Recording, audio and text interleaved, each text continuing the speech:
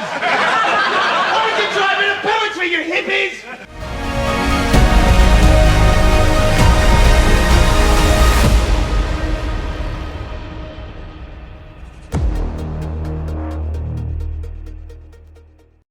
Spoilers. Well, here's where, holy crap, how can we put this? Oh, this angers everybody. When you rush a TV series, or an anime series, or any movie, it just becomes crap. It becomes shit. You lose the viewer. Even newer viewers are confused. And I just watched it this past weekend, the end of this story. And I'm told there's going to be no more story of this. There's going to be no more seasons of this. And they just rushed through this.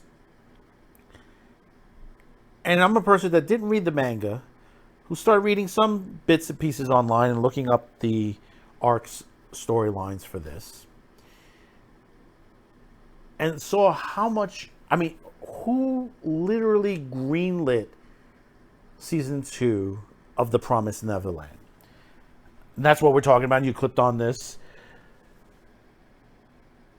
We discussed this before, and we saw the problems already on season 2. Whereas season 1 was okay. There's some issues, which minor, that happens. And we saw that it was a good story. It was on there. And then we got to season 2, and we kind of got 2 arcs sort of mashed together. And then we saw certain characters not included, that they were minused out. And then suddenly, an arc that I was told by many fans of the manga, that Zane, if you watch Promised Neverland, make sure when they do Goldie Pond, this is what I heard, when they do Goldie Pond, make sure you watch it. It is one of the best stories in this entire story arc of all the mangas that was put on this. We didn't get Goldie Pond. We got a Golden Pond. That's about it as an Easter egg. And then suddenly, we started to see 2 other arcs merge together. And then storylines completely wiped out, completely changed over. Storylines that would have given a nice basic arc to the particular character, the basis behind the characters' methods, their emotions. And we didn't get to see this. We didn't get to see Emma grow up as she did in the manga. We didn't see who William Minerva was, even though we just got it in the background. We just got it just totally in the background. We didn't get the Seven Walls arc. We jumped right into the end to the Return to Gracefield arc. Rattree killed himself the way he was supposed to do it. Everything that was involved in this was totally mushed in together. And we were wondering, where's the Imperial? Where's the Imperial part of this?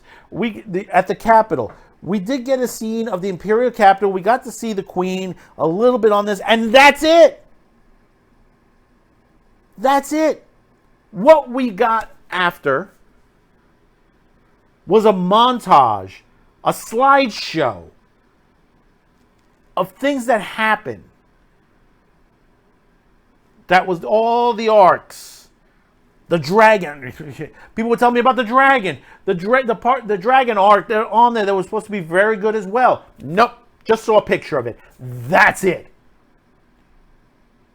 The Queen, which looked really good in the manga. It looked fantastic. I would have loved to see a fight battle with this Queen. Not there.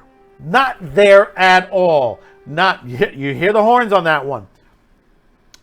Not there at all. All we got was Emma saying bye to the kids, saying bye to Isabella, who survived this in the manga, supposedly supposed to have died. You had all the kids go to the human world, while Emma, Ray, and Norman stood back and did all the stuff that was supposed to be in all of these arcs. Imperial Capital Battle arc, Seven Walls arc, all these arcs that were supposed to be done. And then she shows up at the end, in the human world, and end of story. What in the...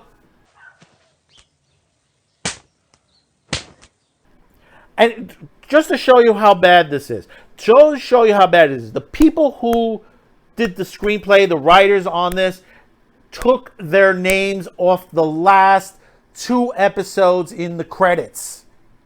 That should tell you. That should tell you how bad this anime turned into. This was supposed to be one of the top animes. This was supposed to last several years. This was such a great anime at first. And I have to put it up there with X-Arm now. This is the second worst anime this season, this past season. Now, I wouldn't surpass it X-Arm. X-Arm's really bad. And there's a couple in there, but I would put this the second worst anime this past season.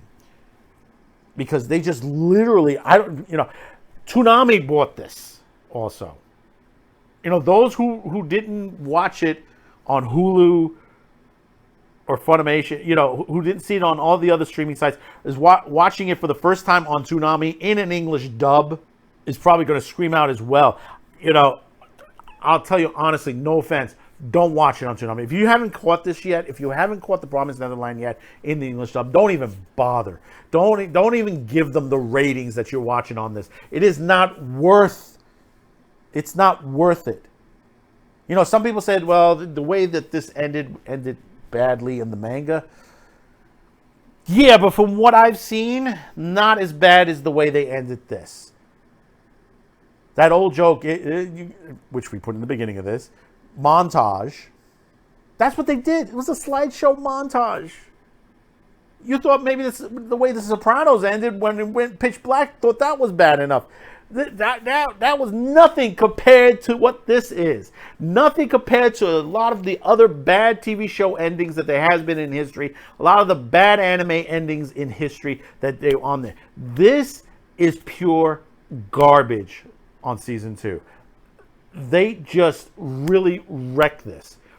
Some people are blaming the author. Some people are blaming the production house. Some people are blaming others. No.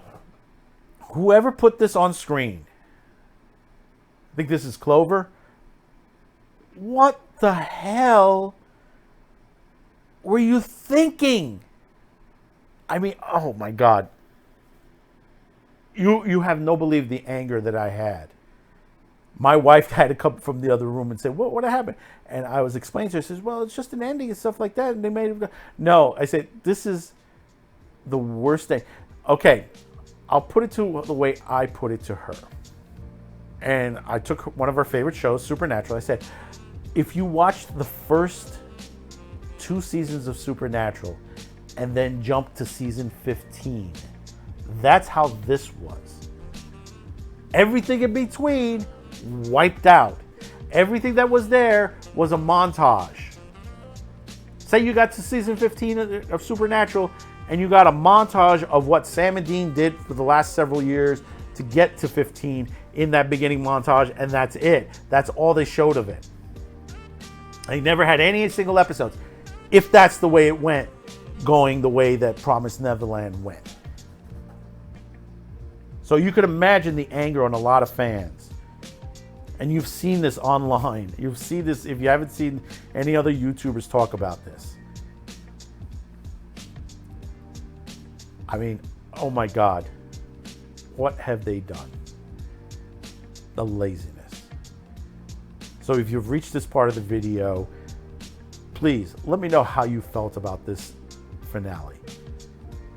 Let me know how you felt about this. And while you're here, subscribe, like, share this video, hit that notification bell. I hope I've earned your subscription today, because I know 90% of you who watch these videos don't subscribe. So please, hit that subscription. We've been having issues with YouTube lately. Don't know what's going on. Lately, the view counts have been really extremely slow and low. Because we are on multiple other social media sites, and we're doing much better on those sites. We're double, triple, quadruple amount of views on certain videos than YouTube. So please, it's important that you hit that subscription and share this video out. So until next time, thank you for tuning in. Don't forget, Friday, April 2nd, the return of Saturday Pre-Flight, 10 p.m. Eastern Daylight Time. That's right, folks, we're in daylight times now. So 10 p.m. Eastern Daylight Time, roughly sometime after Friday Night Tights. If you are Friday Night Tights fans, we try to put it in there when they're going off the air. So thank you for tuning in. Bye-bye now.